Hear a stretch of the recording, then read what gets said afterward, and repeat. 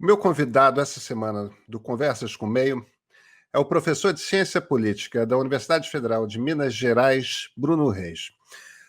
O Bruno é especialista em pegar coisas como a eleição que aconteceu nesse domingo, como que foi a eleição municipal, botar num mapa e desenhar para a gente o que aconteceu. Quem que saiu mais forte, quem que saiu mais fraco. Além disso, ele acaba, nesse meio caminho, dando uma aula de história, mostrando como que determinados movimentos políticos que estão acontecendo aqui e ali têm paralelos com aquelas coisas que aconteceram 1, 2, 3 décadas no passado. A gente está no momento chave. É um momento chave da história do Brasil, afinal de contas, a gente tem um presidente autoritário. É um momento chave do governo Jair Bolsonaro, porque, afinal de contas, ele acaba de sofrer uma derrota eleitoral fragorosa. Agora, isso tem impacto para 2022? Ou seja, isso enfraquece a candidatura dele à reeleição? Isso fortalece, de alguma forma, algum dos outros lados? E a gente precisava falar também de pelo menos 3 outros partidos políticos, né? PT, PSDB e DEM. Porque uns saíram mais fracos, outros saíram mais fortes. Qual desenho partidário? Qual o jogo de forças? Enfim, essa, em essência, é a conversa. E ninguém melhor para fazer esse desenho do que o professor Bruno Reis.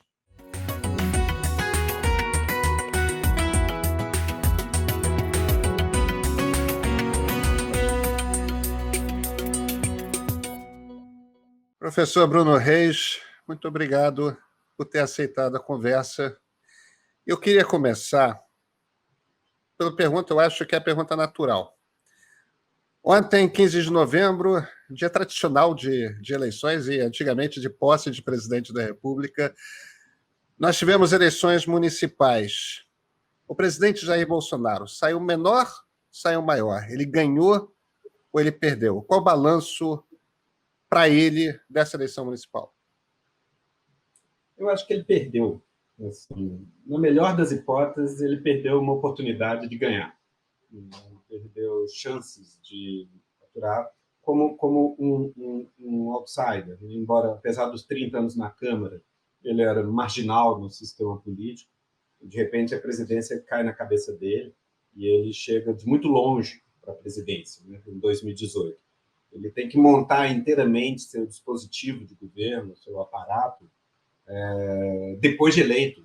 Não tem nada pronto, né? E tem que improvisar, e segue improvisando até hoje, né? Então, naturalmente, mais do que outros presidentes, Bolsonaro precisava pôr em pé e pôr para funcionar um dispositivo político, né?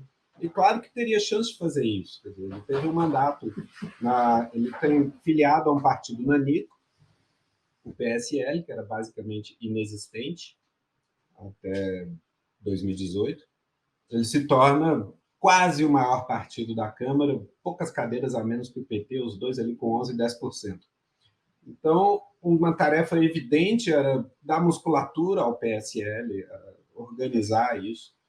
E ele, ao invés disso, ele sai do PSL, né, ameaça montar aliança pelo Brasil.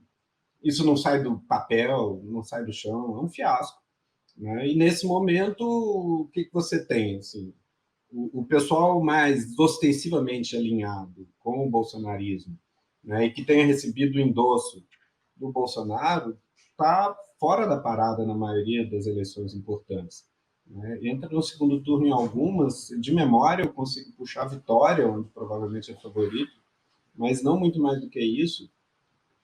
O PSL vai para cento e poucas prefeituras, né? E, enfim, a gente não tem clareza se ele está dentro, se ele volta para o PSL ou não. Ele está no chão. Não? O período da pandemia é um período ambivalente para ele, porque, de um lado, pode-se dizer que, a partir da transferência de dinheiro, né, do auxílio, ele teve um surto de popularidade, claro, mas ele é a partir de um patamar baixo. Ele é um presidente que teve pouca lua de mel, a popularidade dele é baixa, fica perto do negativo o tempo todo, em termos comparativos com outros presidentes dos últimos 30 anos, ele tem uma popularidade pior. Dá uma melhorada no, né, na fase heróica da pandemia, no auge da distribuição do auxílio. Mas isso tem perna curta e ele provavelmente poderia ter tido o triplo da melhora se ele simplesmente neutraliza politicamente o assunto e enrola todo mundo na bandeira, tentando salvar o país, etc, etc. Ele correu todos os riscos, né? Chutou o pau na barraca, em boa medida, ao dispensar seu partido, que bem ou mal tinha lhe servido até ali, para fazer outro, recuar, depois correr todos os riscos na pandemia. Nesse momento, ele está no vento, né? Ele está exposto a chuvas e trovoadas, no chão quanto às perspectivas de organização e partidarização, de constituição de uma bancada, de uma rede de apoio minimamente confiável dentro do sistema político. Né? Ele está pendurado no centrão, mais do que o contrário. Né? Então, eu acho que ele sai enfraquecido, né, desse primeiro biênio. Quer dizer, ele, no mínimo, com muita boa vantagem, ele pode deixar. Ele perdeu esses primeiros 2 anos no eventual esforço de que ele precisava, mais do que qualquer outro presidente, de organizar sua base de sustentação. Ele está mais ou menos na estaca zero, ele está mais ou menos onde estava quando foi eleito. Vamos tentar desenhar o que isso quer dizer. Evidentemente, a intenção dele, como de qualquer presidente da República, é se reeleger em 2022. Qual é a relevância dessa eleição de meio de mandato, que é uma eleição no Brasil municipal, para a criação de uma infraestrutura, por assim dizer, política, para facilitar ou dificultar essa eleição presidencial? No Brasil, qual é a relevância dessa eleição? Isso se dá mais para frente. Né? A principal relevância na política nacional das eleições municipais são as perspectivas de eleição da bancada na Câmara dos Deputados dali a 2 anos. Tá? Então, isso, de qualquer maneira, está dado, porque, enfim, é a distribuição das cadeiras que vai impactar o tempo de TV, o tempo de mídia, em 22, está fixado em 18. Né? Está ali.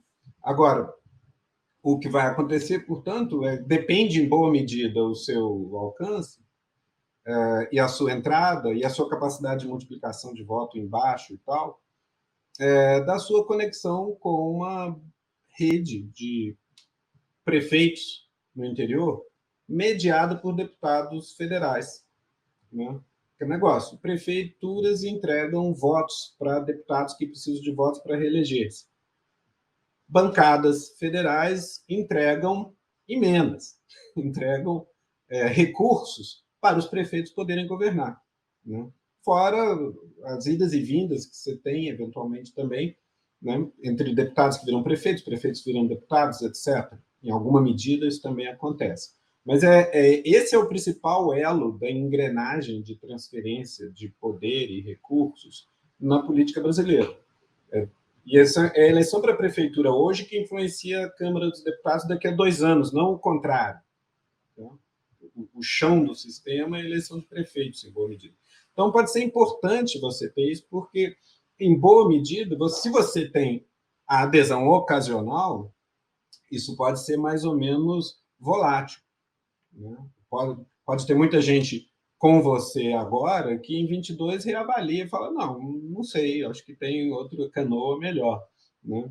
Se você tem gente mais orgânica vinculada, o seu chão é mais firme. Né?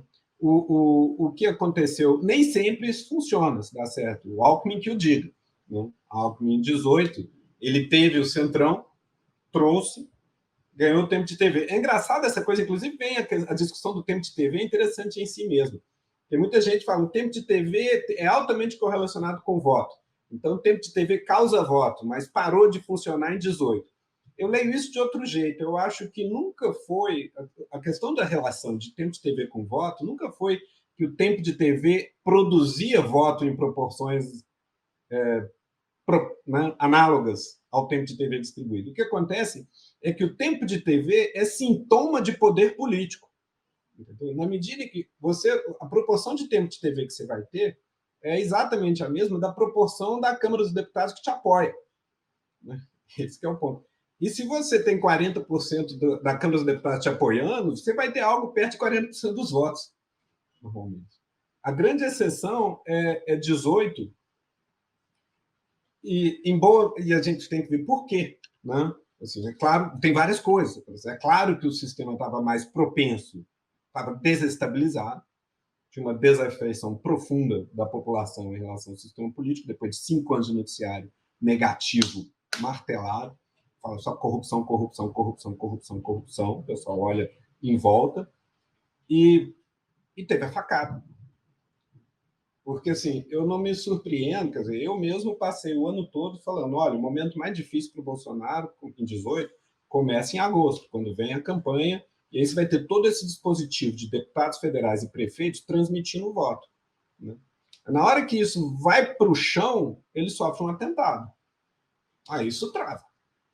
A gente nunca vai saber o que teria acontecido na falta do atentado. Né? Mas que a gente erre, que nós acadêmicos, eventualmente, falar Bolsonaro não tem chance de quebrar-se a cara, acho normal. Né? Agora, que o centrão inteiro e o plenário da Câmara dos Deputados fosse em peso para o Alckmin para ser surpreendido no segundo semestre, eu acho isso mais atípico.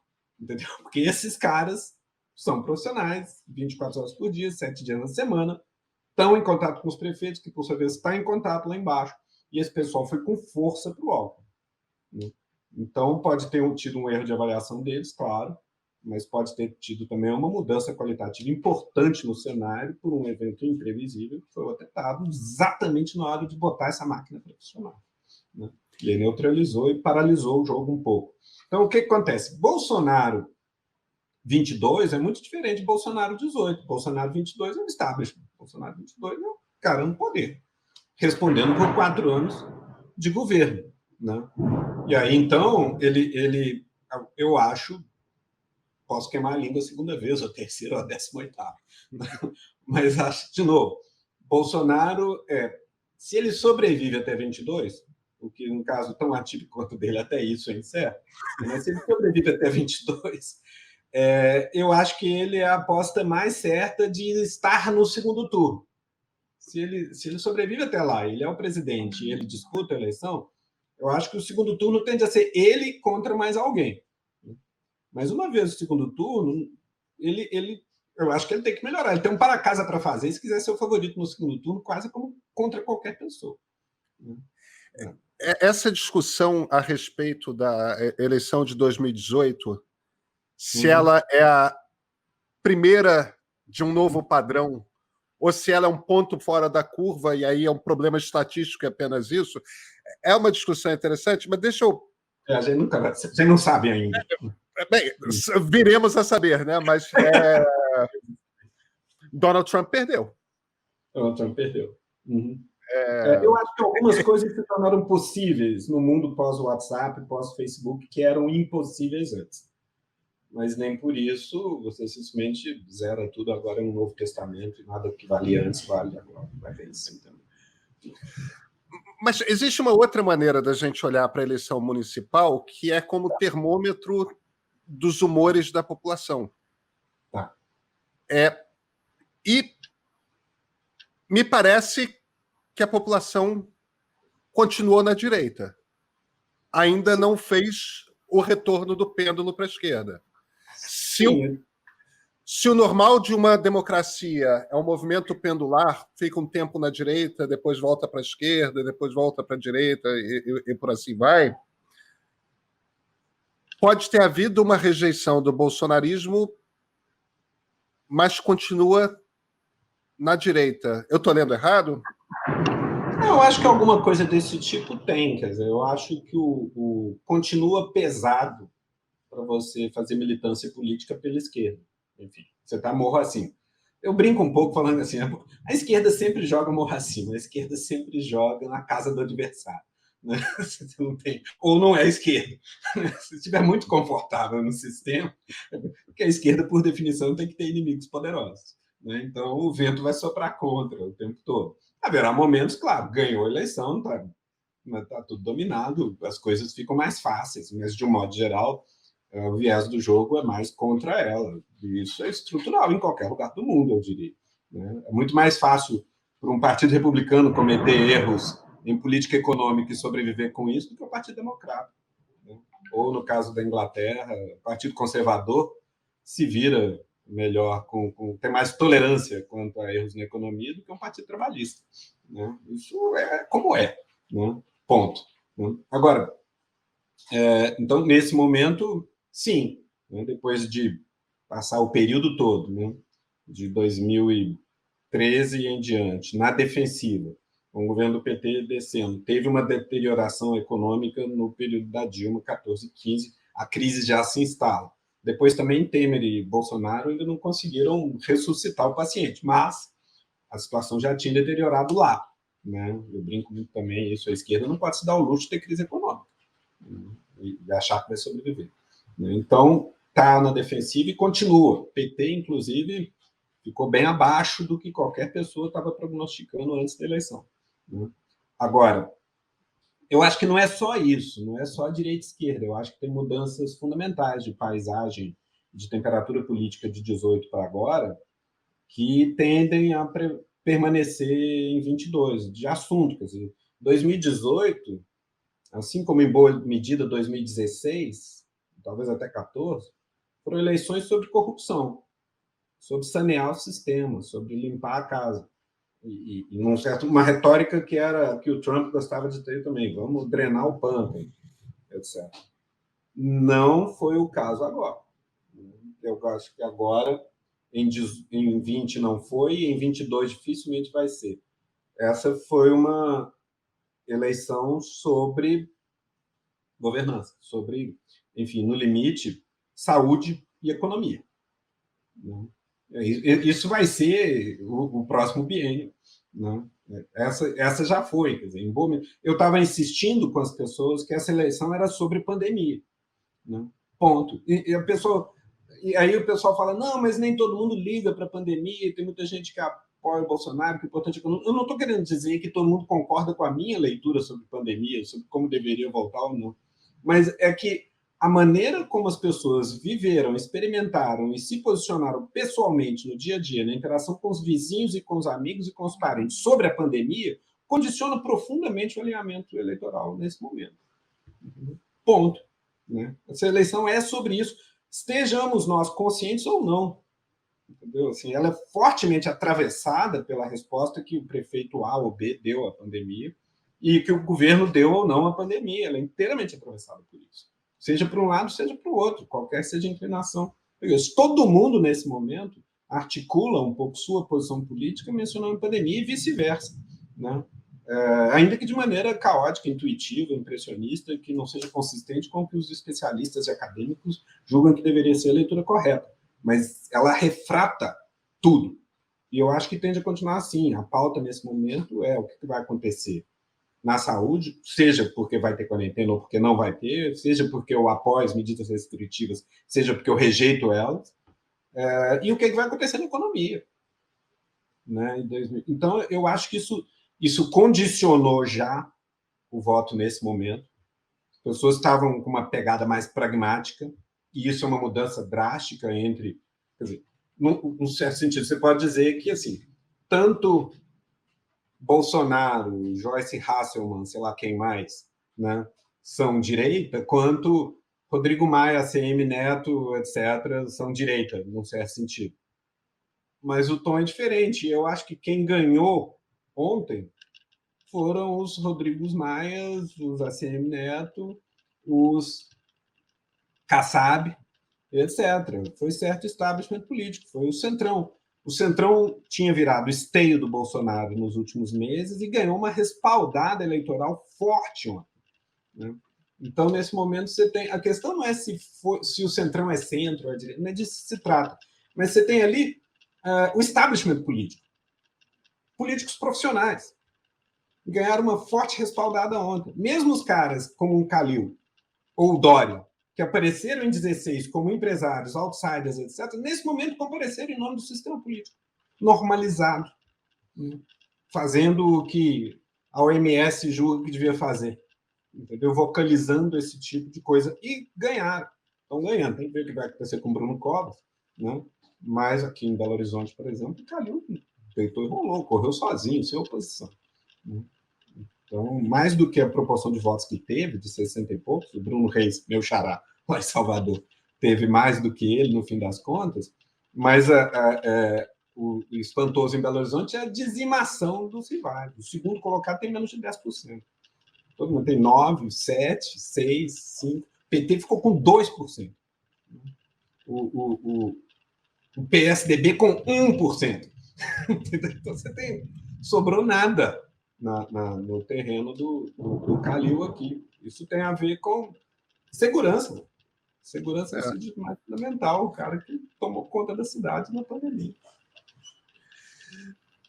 Seja certa essa avaliação ou errada, até nem entrar no mérito, mas esse é o enquadramento da vitória do Calil. Existe... Deixa eu tentar entrar um pouco no desenho da política a partir daqui. É claro que uma eleição não faz isso. Uma das maneiras de ler o nosso passado recente é que a Nova República entrou em decadência a partir de 2013. Ela se organizou a partir do governo Itamar. Foi aquela coisa meio caótica, Sarney e Collor, se organizou a partir do governo Itamar. Foi bastante estável até meados do primeiro governo Dilma. Sim. E, a partir de 2013, se desorganizou. No toque da crise econômica internacional, claro, mas aí, talvez por uma incapacidade de gestão ali da Dilma. Também.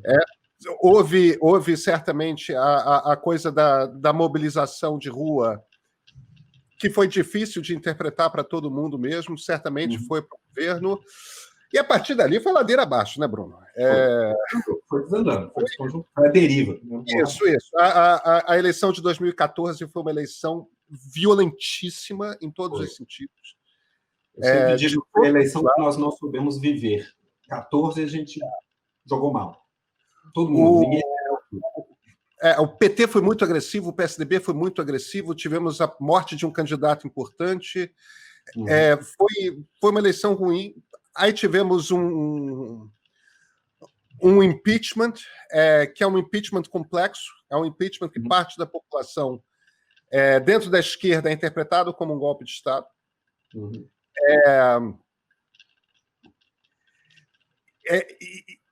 E tem a Lava Jato, que bate de frente. Eu gosto da interpretação que bota ela como um novo tenentismo, até porque, de certa forma, é isso, né? É uma coisa que surge de dentro do funcionalismo público para limpar o regime, né? E acaba por derrubar o regime. Acaba derrubando, né? Serra o galho onde você está sentado. É isso. Então, no fim das contas, se há o fim da Nova República, e a gente está num interregno, não houve a implantação de uma ditadura, por mais que o Bolsonaro tenha um perfil autoritário, porque, bem ou mal, ele foi eleito, e ainda estamos num regime constitucional, ainda tem Congresso aberto, existe o Supremo operante. Estamos aí num jogo esquisito.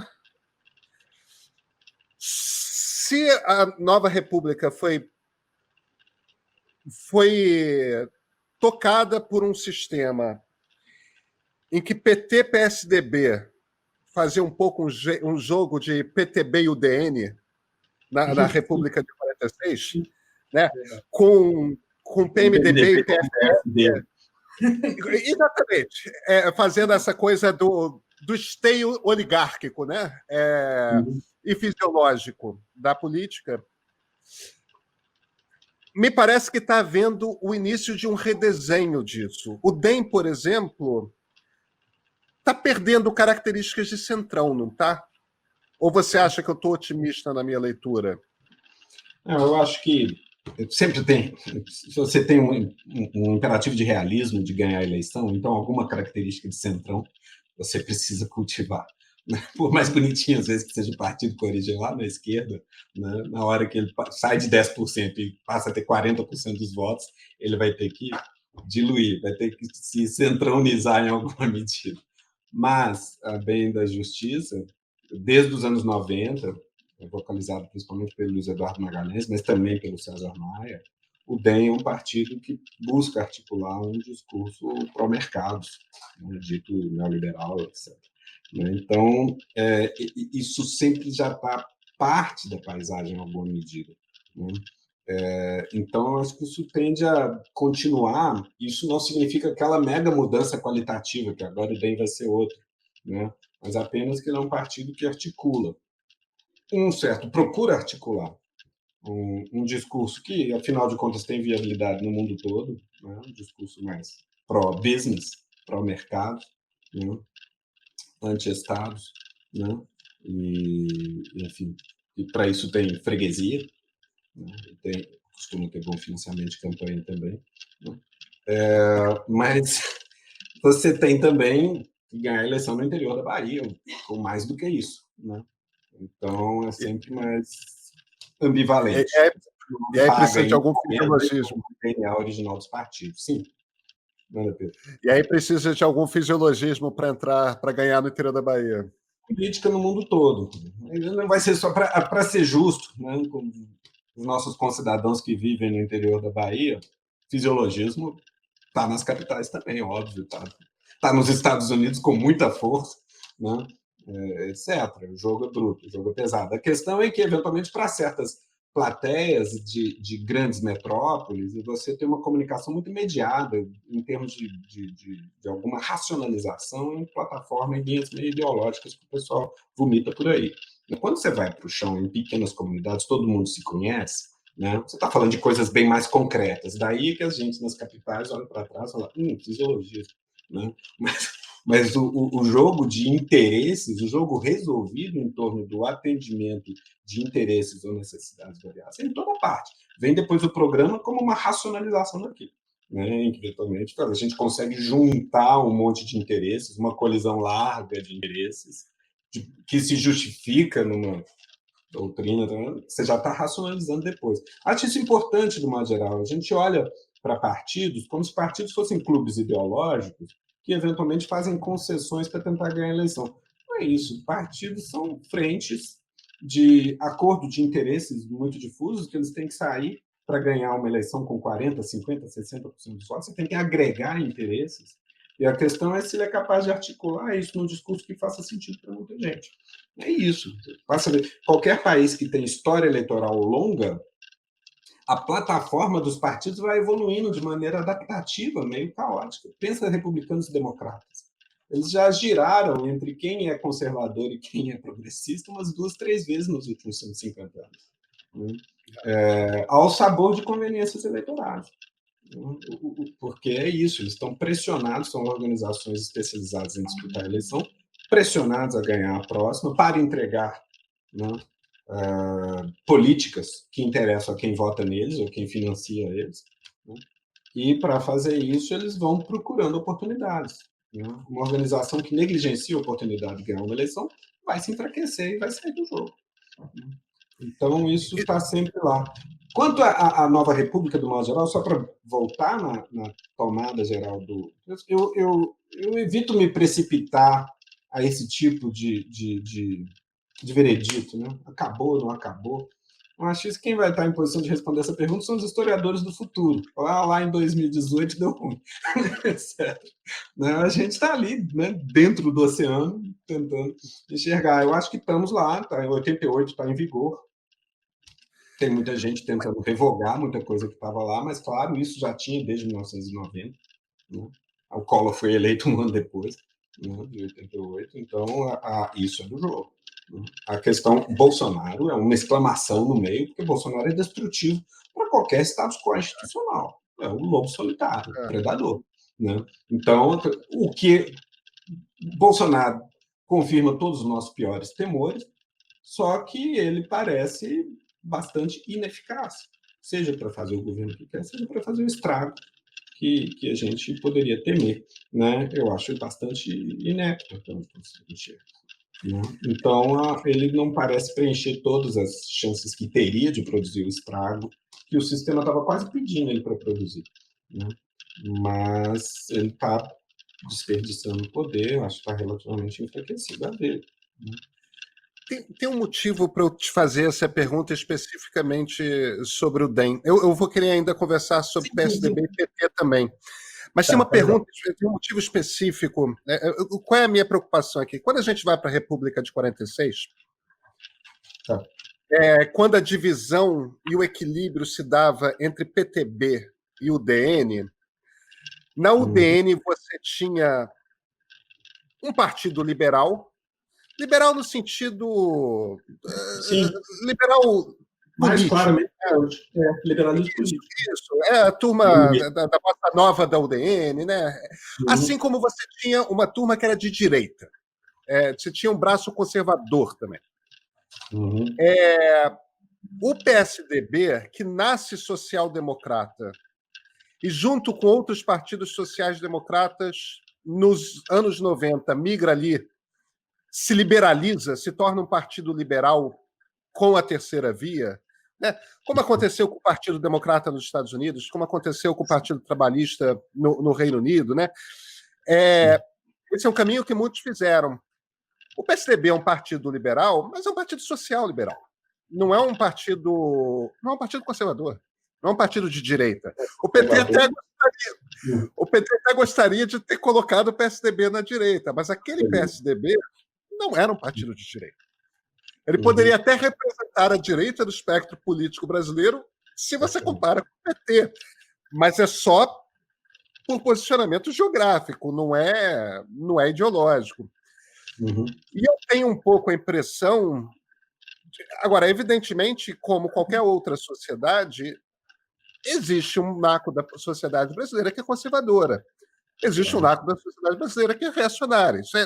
Isso é do jogo. Sociedades têm todas as cores. Me parece que Bolsonaro acabou entrando e surgindo, em parte, pela ausência no espectro político brasileiro de um partido de direita. E às vezes eu tenho a impressão que o DEM poderia ser um partido de centro-direita real. Porque falta isso no jogo político brasileiro, ou não? Eu que ver, né? Quer dizer, tem mais do que direito. O que a gente está chamando de direita na coisa, né? Tem a parte da plataforma pró-mercado, a grande clivagem global da democracia dos últimos 40 anos. Tem um partido mais sindical, que tipicamente é mais pró-Estado, mais regulatório, digamos assim, cada vez mais na defensiva, de 80 para cá, muito na defensiva, eles vão recuando. E uma coalizão do outro lado mais business, eu posso dizer, mais pró-mercado, tipicamente com relações orgânicas com o empresariado, né? E que governa naturalmente a partir de cima, digamos assim. Esse era o jogo. Foi, em boa medida, a principal fonte de poder da banda social-democrata, é a sindical, né? E isso foi gravemente atingido com as mudanças produtivas nos últimos 40 anos. Então, os sindicatos perderam peso na sua capacidade de exercer veto sobre política pública. Você não tem mais aquela grande planta industrial pronta para parar a economia. Uma mega greve geral que o Partido Socialista mandou puxar e não tem mais isso. E eles foram recuando, né? Então, o Brasil é curioso nesse sentido. Você pode dizer, não tem um partido propriamente de direita, mas em que sentido? Quer dizer, né? Porque as plataformas, certo status quo de costumes e algumas políticas em vigor no Brasil permanecem muito autoritárias comparadas com o que pode estar em vigor na Europa, em outros lugares. Então, aquela coisa, lá, Le Pen está ganhando a eleição, mas a plataforma do Le Pen, em algumas medidas, está em vigor nos costumes do Brasil desde sempre, né? Então, o Brasil é um país, eu diria, sempre foi, né, mais autoritário não, do que esses outros com os quais a gente gosta de se medir. Não? A gente tem uma experiência de uma ditadura recente, que não caiu numa mega rebelião popular anti-ditaduras. Foi meio, o oxigênio foi diminuindo para você conseguir reproduzir. Qual é a grande dificuldade de ditaduras no Brasil? Você conseguir oxigenar um sistema político que consiga se estabilizar num país tão grande e diverso. O Brasil tem uma extensíssima história parlamentar, só ficar Congresso fechado por muito tempo, desde a independência, foi só no Estado Novo, porque simplesmente você precisa de alguma máquina de cooptação. Agora, o que acontece um pouco com liberalismo, no liberalismo econômico, num país tão desigual, com tanta pobreza quanto o Brasil? Perde a eleição. O Bolsonaro é muito...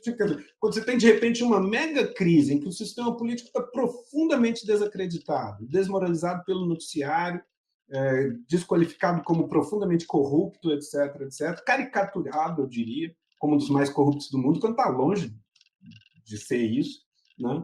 Mas nesse momento vem o Bolsonaro e puxa um Paulo Guedes da vida, que está um ideólogo dos mercados dando sopa. E com isso ele ganha um DNA para mostrar a cara. Mas não tem menor sustentabilidade a linha Paulo Guedes, nem no governo do Bolsonaro. Não consegue segurar a onda para frente. Né? Esse que é o ponto. É claro que você pode, deve, é normal que faça. A questão de até onde vai a regulação e onde é que você faz mercado, o que você, de alguma maneira, estimula a competição e o que o Estado vai regular diretamente, é uma pergunta aberta em qualquer política pública. E que vai estar sempre na disputa eleitoral. Agora, o problema é o que acontecia com a UDN, o que aconteceu com o PSDB. Uma coisa. É interessante nessa... O paralelismo vale quase valeria até para a própria ditadura, entre a Arena e o MDB. Em que você tem, de um lado, vai depois de 15 anos de Getúlio Vargas, finalmente cai o ditador, depois de 7 anos de ditadura. 15 anos lá, 7 anos de ditadura, cai o ditador. Natural que os liberais de classe média do país inteiro falam, agora vai ter liberdade, tarará, tarará, e vamos ganhar a eleição. Só que não ganha a eleição. Esse é o problema. Você não ganha a eleição, vem lá depois, primeiro vem Dutra, tudo bem. Então, só ganharam com o Jânio. Só com o Jânio, o DN de porre, né? Que eu brincava um pouco assim, há 2 anos atrás, 4 anos atrás, eu estava brincando. Se o Jânio era o DN de porre, o Dória é o PSDB de ressaca. Né? Em boa medida, o que acontece com o PSDB, com Dória, é embarcar também, dane-se, cara, assim, porque o Dória vem também numa retórica virulenta, mais autoritária, mais intolerante à direita. E depois, claro, o Bolsonaro consegue superá-lo nesse tipo de brutalidade. Né? Quando vem uma pandemia, o Dória é um cara suficientemente educado, fala, peraí, meu amigo, isso aí é beabá, isso aí tem quem cuide. Né? Eu não vou me meter a mão nessa cumbuca. O Bolsonaro é acelerado a esse ponto. Né? Mas veja só, tem algo de estrutural nisso. Vai ter as ondas à direita, claro. Dutra faz o governo, se elege pelo PSD, e faz o governo mais alinhado que os Estados Unidos têm. Imediato pós-guerra, Getúlio Vargas caiu. Grande momento de alinhamento. Logo, veja, é o primeiro governo de 46, Dutra. E o primeiro governo pós-64, Castelo Branco. São os momentos de alinhamento com os Estados Unidos. Quando é Costa e Silva, já não é tanto. Na sucessão do Dutra é Getúlio Vargas, não é nada disso. Quem ganha? Ganha PSD-PTB, contra a UDN. E põe o ex-ditador de volta no lugar. Crise permanente. Depois ganha de novo PSD-PTB com Juscelino, até que a UDN joga a toalha e vai de Jânio. Não sem antes já estar cortejando os quartéis há muito tempo, apesar de liberais na origem. É uma história triste, na verdade. Né? Muitos caras, os Milton Campos da vida, para falar só dos mineiros, né? Gente muito respeitada em sua terra. Né? Mas foi uma história triste que acaba como... Pedro Aleixo acaba como vice do Costa e Silva, impedido de tomar posse pelo AI-5. Né? O cara que começa na Revolução de 30, como jovem reformador do sistema eleitoral, etc. Não era nenhum autoritário louco. Né? Milton Campos, muito menos. Né? Mas você tem o pessoal de classe média educado num ambiente que vai eleger outra coisa diferente disso. Né? Então, vem 64, que é o Estado Novo da UBN, E vem aquele alinhamento americano mais liberal para o mercado, Campos e Bulhões, Castelo. Só dura Castelo. Porque Costa e Silva, em Médici, já é Delfim. É outra história. É Brasil grande. É pau na máquina. Embora fosse uma lógica... Como não tem eleição, ali pode ser uma lógica concentradora de renda. Paga na inflação e joga isso para lá. E é isso que acaba... Mas o que começa a acontecer? Mesmo, apesar do milagre, em 74, na hora que dá o primeiro soluço, o MDB já ganha. Não é ideológico, não é que a população é ideológica quer política de esquerda. A população é pobre e quer proteção. E quer proteção e demanda isso do Estado. O próprio Bolsonaro não consegue dizer não. O Fernando Henrique vem em cima... O que permite ao Fernando Henrique a implementação de um programa neoliberal? Collor fracassou tão pouco antes. O Fernando Henrique tinha estabilizado, tinha acabado com a inflação. Então, ele tinha, de saída, oferecido uma melhoria drástica na vida imediata, na vida da maioria do eleitorado. O Fernando Henrique, que era ninguém, né? Era um sociólogo, um colega de profissão, né? Um amigo do meu pai, né? Etc., professor universitário, né? Simplesmente ele se torna o cara que se elege e reelege em primeiro turno 2 vezes. Ele é um fenômeno eleitoral, ele é adorado pela população. Não, ele entregou a inflação baixa. Tendo entregado inflação baixa, ele tem carta branca para executar um monte de coisa. Mas também ali, na hora que erra na regulação da energia, tem apagão, articula mal a sucessão, encaminha para o Serra em vez do Tasso, ele abre o flanco para o Lula. Na hora que o Lula entra, meu amigo, opera isso com muito mais naturalidade, essa conexão com o eleitorado em larga escala. Né? Lula deitou e rolou. Lula foi muito mais bem sucedido que qualquer simpatizante poderia ter imaginado. A maneira como ele sai do poder em 2010. Quase se enrola onde ninguém imaginou, que é no mensalão. Né? Que todo mundo achou que ele ia quebrar a cara na política econômica. Tratou de ser conservador. E quase se enrola no que, de fato, acaba sendo mais difícil para a esquerda. Articular maiorias no Congresso. E tentar ser programático ao mesmo tempo. Não é trivial. Aí ele acha que mais ou menos pode irrigar isso com dinheiro que sobrou de campanha. Coisa de... Eu li isso num texto de um americano, de um inglês, alguma coisa. Essas coisas a gente lê tanta coisa caoticamente no mundo da internet, eu não lembro mais de onde. Mas eu acho a descrição perfeita do mensalão como uma mistura de arrogância e ingenuidade. O mensalão é uma manobra arrogante e ingênua. De alguém que fala, esses caras arrumam dinheiro para financiar a campanha, eles ficam felizes. Fala, cara, você vai cometer uma ilegalidade assim na frente do seu ex-adversário, aliado de ocasião, repassando dinheiro de recursos. Você está oferecendo o pescoço da guilhotina. Então, é uma manobra prepotente de quem acha que é o dono da carne seca, quer humilhar aquele ex-adversário que agora vem. E, ao mesmo tempo, ingênua, que não entende a operação do Estado. Você tem muito de ritual e de jogo de disfarce e hipocrisia. Né? E é um aprendizado. Lula até aprende rápido. No segundo mandato, ele deita e rola. Né? O Zé Dirceu, que era o operador de um jogo mais bruto, tem que ser decapitado. Né? Então, você tem... Mas, de novo, ele tinha um jogo muito controlado. Tem um governo realmente desastroso nessa história, na minha cabeça, o governo da Dilma. Você tem uma presidente inepta. É difícil achar, na história republicana brasileira, 2 presidentes tão bem-sucedidos quanto Fernando Henrique e Lula. Por outro lado, é difícil achar um mandato tão destrutivo da ordem institucional quanto o da Dilma.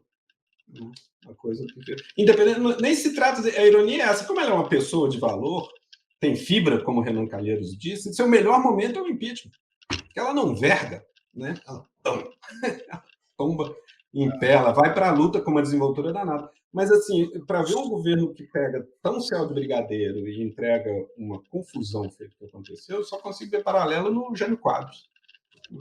Embora o Jânio Quadros fosse já uma crise perpétua desde 1950, o sistema. Mas na hora que a UDN joga a toalha e vai com o claro demagogo Jânio Quadros, ela aposta em todos os riscos, aceita todos os riscos. João Goulart tinha muito pouca margem de manobra. Eu tenho muita dificuldade de ver como João Goulart poderia ter evitado o golpe. Eu não consigo, infelizmente, dizer a mesma coisa da Dilma. Eu acho que a Dilma não pegou um beco sem saída para governar. Ela foi fechando as saídas do beco. Ela se isolou, estou dizendo uma palavra, se isolou quase qualquer frente. Ela se isolou dos movimentos sociais, dos partidos, do Congresso, dos militares, dos empresários. Ela se isolou. Quando fez apostas, foi temerária na política econômica. Quando a economia soluçou, estava na marca do pênalti. E mais, qual é o grande... Desculpa, estou indo muito longe. Estou monopolizando a conversa. Deixa eu te interromper, te peço desculpas. No caso da Dilma... Não, eu coisa de professor.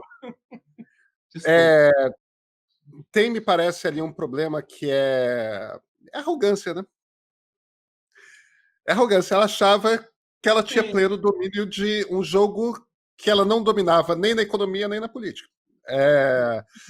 Agora, a gente pega duas sequências, uma sequência de 2 governos seguidos que são destruidores institucionais, que são Dilma e Bolsonaro.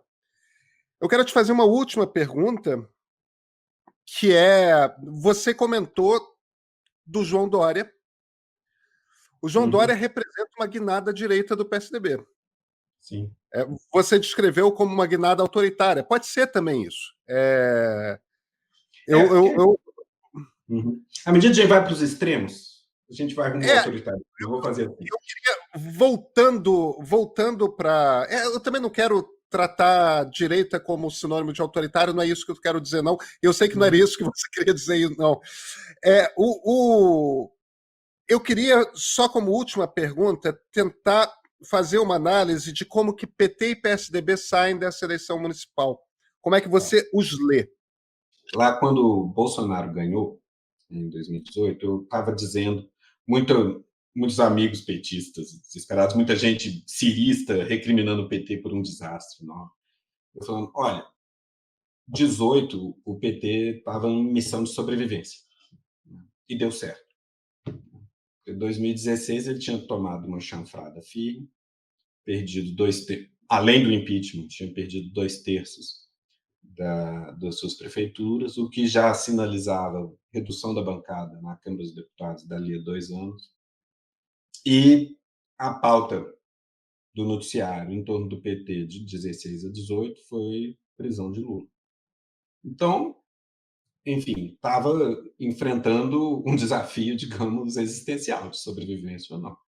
E eu diria, nesse sentido, que 18 deu certo, né? Porque conseguiu capitalizar politicamente, de algum jeito, a própria prisão do Lula, conseguiu manter coesa a sua retaguarda, né? Lula livre e tudo aquele acampamento em Curitiba, manteve isso nas redes, na mídia e tal. E a candidatura do Haddad deu totalmente certo. Foi exatamente, você bota o cara o mais perto possível, em cima do prazo, e em uma semana ele tinha o dobro de intenção de voto do Ciro. Então, e aí emplacou e perdeu a eleição por 10 pontos, nenhum massacre, com o Bolsonaro caindo e Haddad subindo. Então, sobreviveu, manteve, e saiu de quebra, de troco, com a maior bancada, quase simbólica, mas a maior bancada da Câmara. Né? É quase simbólica porque era 11%. Todo mundo perdeu.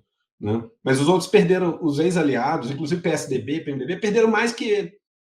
Então, 18 deu ok. Não fosse o desastre. Quem ganhou foi Bolsonaro. Enfim, você está realmente cortejando o desastre com força demais. Mas eu também acho injusto, no meio dessa história toda, no meio dessa tormenta miserável, botar na conta do PT a eleição do Bolsonaro. É meio demais. Né? Então, ele ali sobreviveu. Né? O PSDB estava em apuros nesse sentido. E eu dizia naquela época, olha, o que vai acontecer para 22? Não sei, pode acontecer de tudo. Né? Mas se houver a eleição, tende a ter, não sei se vale mais, em 18 eu dizia o seguinte, tende a ter alguma coisa pela esquerda, que junta o amálgama do ele não e do Haddad, etc., do vira-voto e da energia que, bem ou mal, a rejeição ao bolsonarismo conseguiu botar no chão em 2018, né? E, do outro lado, alguma coisa que tem que ver o que seria, se Bolsonaro sobreviveria ou não, né? Que pode até ser o próprio Bolsonaro. Eu achava exatamente que para outras direitos diminuir, mas eu falava assim, qualquer que seja a colisão na outra ponta, ela nunca mais vai ser o tucanismo fernando-henriquista dos anos 90. Nunca mais. Porque isso sim foi uma conjunção muito específica, que viabilizou que falassem pelo establishment, né, empresarial do país, ou o que quer que seja, né, pela centro-direita, né, que antagonizasse o petismo, antagonizasse uma esquerda no Brasil, uma centro-direita, um centro tão moderado quanto Fernandes, seja na plataforma econômica, que tinha alguma coisa mais neoliberalizante, mas nada tão radical, né? E do outro lado, nos costumes e na política, credenciais perfeitamente democráticas e nos costumes perfeitamente progressistas, tanto quanto o PT ou mais, né? Então, isso é uma conjunção muito específica, teria a ver com a transição, teria a ver com a circunstância mais ou menos fortuita e improvável das coisas, do bilhete premiado do fim da inflação cair no colo do Fernando Henrique, etc. E que aí aquela dissidência pela esquerda do PMDB na Constituinte, que gerou o PSDB, aquilo estava fadado a virar uma UDN irrelevante, estava fadado a nunca ter voto. Mas ganhou o bilhete premiado de ter o Ministério da Fazenda no governo do Itamar, onde ganha na loteria de estabilizar a inflação e ganha o real. E o PSDB se tornou, a partir da Cidadela Paulista, né, em que você tem uma boa conexão com o empresariado local, o grande anti-PT, por 20 anos. Agora, com PSDB ou sem PSDB, depois da crise depois de se ver engolfado em 2017 pela crise que tinha derrubado Dilma, a partir do conluio entre Temer e Janot para derrubar o o conluio entre o Joesley e o Janot para pegar o Temer, acabou levando de roldão o Aécio, né? E botou o PSDB com dificuldades com sua própria base, porque a base do PSDB àquela altura estava acostumada a gostar da Lava Jato, a gostar do Moro, etc. Então, na hora que eles se viram, né, na hora que quem defendia seu líder político contra Moro e a Lava Jato eram os petralhas, os petistas, né? A base tucana não teve o menor problema em jogar o Aécio pela janela, jogar coisa lá, porque a já estava... gravação do Aécio era indefensável, né? Exatamente, né? Aquilo foi bem impressionante. Agora, foi exatamente ali já um processo de autofagia do sistema político se autodestruindo, né? Aquilo também do cara aí para dentro na boa, um empresário vai se encontrar com o presidente fora da agenda. Presidentes não deveriam fazer isso. Lá na garagem tem uma gravação. A gravação com o Temer é meio difícil de atribuir, ele se safou. Mas o fato da Procuradoria-Geral da República se articular com o empresário para obter gravação do presidente da República, isso em si, isso não acontece por aí afora, não. Eu fico imaginando se nos Estados Unidos um empresário procurasse a polícia dizendo eu tenho uma gravação, eu grampeei o presidente aqui, quem ia ser preso era ele, o empresário. O crime contra a segurança nacional e etc, etc. Entendeu? Ali já era uma autofagia doida, quer dizer, onde tem bambu tem flecha, o Janot surtado, indo em busca de prender todo mundo que ele conseguisse, cara. Vou pegar o quadrilhão do PMDB, indiscriminadamente. E o sistema judiciário aceitando doação lícita como prova de corrupção ativa, doação e prestação de contas. Isso, para mim, sempre me chocou. Eu estava estudando financiamento de campanha e falei, cara, não pode pegar o Caixa 1 e dizer que é prova de corrupção, cara. Ninguém mais vai declarar doação, isso vai entregar a eleição para o crime. Então, ali o sistema estava destrambelhado, mas aí que está. Na hora que isso aconteceu, provavelmente o PSDB tinha com o seu eleitorado uma vinculação menos orgânica, menos afetiva, menos funda do que o PT tinha com uma base associativa importante no país. E aí foi para o espaço. E aí o que vai sobrar disso? Pode ser que seja PSDB no fim das contas, qual a sigla, mas pouco importa a sigla, né? Agora, o que vem, eu acho, e mesmo que Bolsonaro dure pouco, mesmo que Bolsonaro seja um acidente de 4 anos e o sistema se renormalize agora, a partir dos ACM Neto, Rodrigo Maia, Kassab da vida, que provavelmente é o cenário menos ruim, o, o que você vai ter, eu acho, como coalizão pela direita, capaz de concorrer com uma coalizão mais redistributiva pela esquerda, petista ou não, porque eu acho que o PT também está à deriva, né? Vai ser algo bem mais duro, vai ser algo bem mais ortodoxo, vai ser mais... Eu não sei se vai ser mais pró-mercado, na parte econômica pode ficar parecido com o neoliberalismo diluído dos tucanos, eu acho que é isso, não tem muita viabilidade eleitoral. Os Paulo Guedes da vida não têm perna para durar muito tempo no Ministério da Fazenda num país como o Brasil, né? Mas tende a ser politicamente mais autoritário do que era Fernando Henrique, Serra, Aécio, Covas, etc., né? E tende a ser mais conservador nos costumes, claro, do que essa turma. O grande fiel da balança que a eleição do Bolsonaro parece sinalizar para as eleições nacionais no Brasil é o voto evangélico. O voto evangélico para o qual a pauta mais conservadora nos costumes importa. Então, essa pauta veio para a disputa política do Brasil para ficar, com Bolsonaro ou sem Bolsonaro. Eu acho que Bolsonaro tende a durar pouco. Ou o Bolsonaro desestabiliza de vez o regime, e aí ele dura mais um pouco, ou ele acaba sendo expelido, porque ele não gera confiança na turma. Essa turma de operadores, os Kassab, né? o pessoal do DEM, o pessoal do PSD, do MDB, esse pessoal não confia no Bolsonaro, por excelentes razões. Então, acho que ele tende a ser expelido se o sistema permanece normal. Ele pode durar mais se for bem sucedido na desestabilização permanente do sistema. Mas eu acho que ele tende a durar pouco. Mas o centro de gravidade da política brasileira se deslocou e as coalizões que vão eventualmente se estabilizar, caso a política se estabilize de novo nos próximos 10 anos, na próxima década, vai se dar em termos mais duramente confrontacionais, né? Em que você vai ter menos tolerância mútua e menos fair play. Tá? Porque o Bolsonaro, a mera ida à presidência de um cara com uma retórica e uma postura tão violenta, tão destrutiva quanto o Bolsonaro, legitima um monte de coisa que é inaceitável de um ponto de vista liberal democrático, né? E isso vai nos acompanhar, a nossa geração, para o resto da vida, até a nossa velhice, né?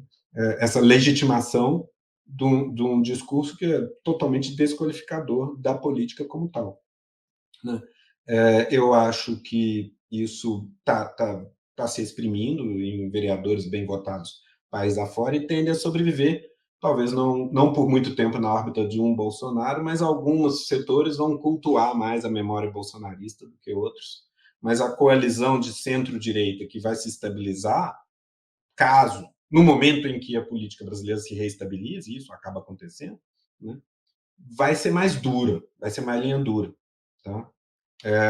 Do outro lado, é mais difícil enxergar o quadro nesse momento. Todo mundo tem que decantar, porque todo mundo, a esquerda e a direita, estava presumindo um aumento do número de prefeituras do PT agora em relação a 16. Porque em 16 teve uma queda drástica do próprio número de candidaturas, que voltou a subir.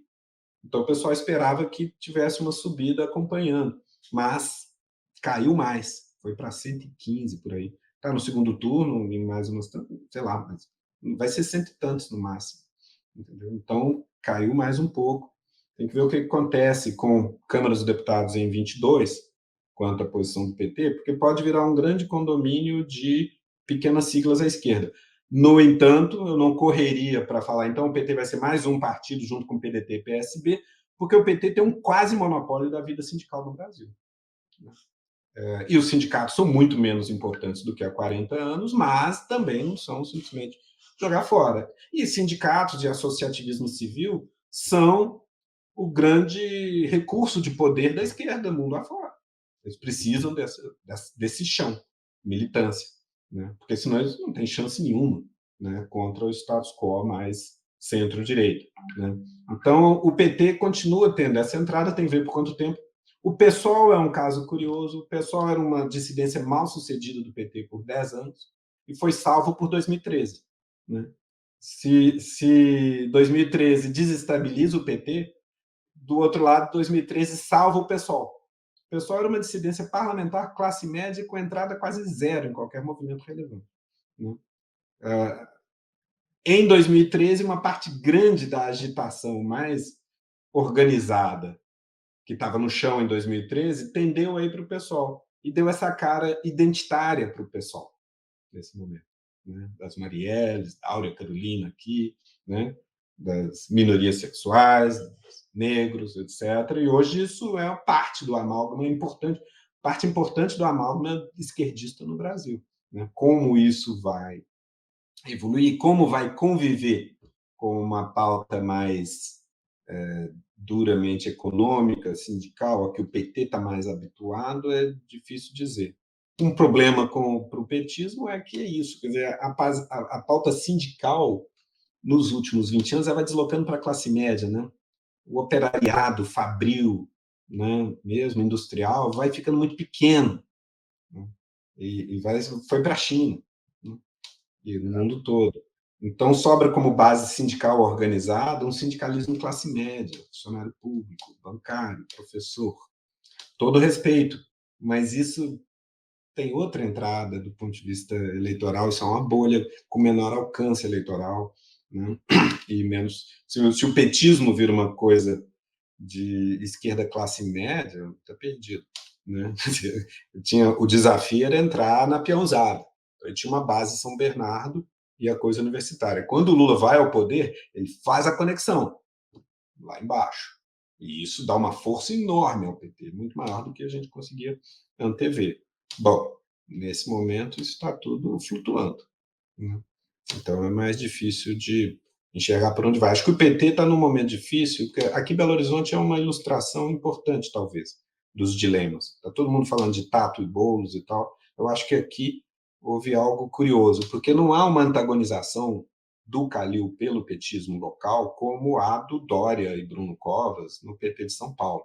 Aliás, do modo geral, em São Paulo você tem uma polarização muito mais forte, desde sempre. Né? Aqui nem tanto. Mas aqui o PT ficou numa posição difícil por causa disso. O Calil não apenas ele governa com petistas e tucanos, porque ele fez isso. Dória não, Dória vai para a direita. Calil não, Calil entra na mesma onda do Dória, mas uma vez lá ele mantém gente da esquerda e gente da direita na prefeitura, que tinha ido com Márcio Lacerda via Aécio. É uma coisa muito mais establishment. A retórica dele não é de destruição, vou fazer de novo, ele é o cara. E mais, assim, no meio do mandato, ele abraça o plano diretor contra o Sindicato de Construção Civil, etc., que era algo herdado da esquerda. Então, isso produz uma hesitação na esquerda que eu acho que levou assim, uma certa paralisia. O PT local teve que resolver, nós vamos apoiar Calil ou vamos sair com chapa própria? Entendeu? Que o PT de São Paulo nunca pensou em apoiar Dória e Bruno Covas, entendeu? Aqui tinha um dilema mais complicado. Então, eu lembro de anos atrás, 2 anos atrás, conversando em roda de gente do PT de Belo Horizonte, falou, olha, o Calil pode ser um demagogo, o Calil tende a ser um demagogo eficaz, eu falava naquela época. Hoje eu acho que ele foi muito mais do que um demagogo eficaz, né, no caso da pandemia. Né? Mas ele pode chegar forte na sessão. Então, tem uma decisão difícil para tomar se você vai apoiar ou se vai virar candidatário de Calil, ou você pode até contrapor, mas você não pode queimar todas as caravelas e você não pode virar traço. O problema, virou traço. Ficou com 1%, 2% dos votos. Ficou totalmente 20 mil votos que o candidato do PT fechou aqui. Então, assim, é um fiasco monumental. Com o Calil virou dono da paisagem, porque eu acho e por que o PT fez isso? Porque ele nem compôs com o Calil e foi a campo defender Calil e nem antagonizou Calil. Entendeu? Ele lançou um candidato padrão, que é um sujeito muito querido, muito respeitável, Mário Miranda, deputado federal, né? Já está aí mais de 70 anos, conhecido há muito tempo, foi posto para perder, isso estava tão claro. Pessoal, então você não pode fazer isso, a sensação que o PT tinha uma escolha difícil para fazer entre nós vamos de Calil e temos uma conversa para ter em público com a nossa base, ou nós não vamos e vamos, de alguma maneira, talvez pode até evitar antagonizar, mas você tem que chacoalhar de alguma maneira, porque você não pode se deixar simplesmente virar irrelevante. E ele não soube fazer isso. Eu acho que, provavelmente, sendo PT, já foi governo de Estado, já foi prefeitura, já foi presidência da República, aqui no caso, em Belo Horizonte. Ele deveria talvez falar, olha, tem um prefeito que está antagonizando o Bolsonaro, nós estamos juntos e vamos fazer um discurso mais à esquerda dentro da coalizão. Agora, o PT não se sente, essa que é a coisa, o DNA de sindicato, de movimento do PT, não se sente à vontade sendo esse partido do establishment que eventualmente apoia um candidato do centro. Um candidato do PSD do Kassab, cara. Entendeu? O PSD do Kassab eventualmente vem apoiar a Dilma e ganha o ministério, é do jogo. Afinal, eles são fisiológicos mesmo. A gente não faz isso. Né? Entendeu? Ao não conseguir articular um discurso em torno disso, pode ficar sem nada. Da coisa. Então, ele não pode permanecer adolescente a vida toda como o partido que vai simplesmente bater em quem estiver no poder, se não for eu. Né? Mas também essa passagem não é trivial. Ele está numa situação muito delicada a viver essa coisa. Eu acho que 2018 deu errado nesse sentido. 2020 deu errado nesse sentido. Talvez ele achou, bom, deu certo em 18, sobrevivemos, agora é esperar 22. Vai vir para nós normalmente. E aí, eu acho que eles devem estar lá lambendo as feridas porque não veio do jeito que se imaginava. Assim, enfraqueceu mais e tem que juntar os cacos agora. Eu acho que é essa passagem do associativismo civil, do partido de base, de militância, para a operação estratégica da ocupação de lugares no sistema político não é trivial. Você tem um líder como Lula que chega lá e governa a partir dali, tudo bem, você meio flui, mas agora você tem que se articular de novo e não renegar essa origem e tal. Haja liderança política para articular isso de maneira arrojada. Mas, enfim, lá vou eu de novo. Bruno Reis, muito obrigado pela entrevista. Imagina, eu que agradeço pelo prazer da conversa.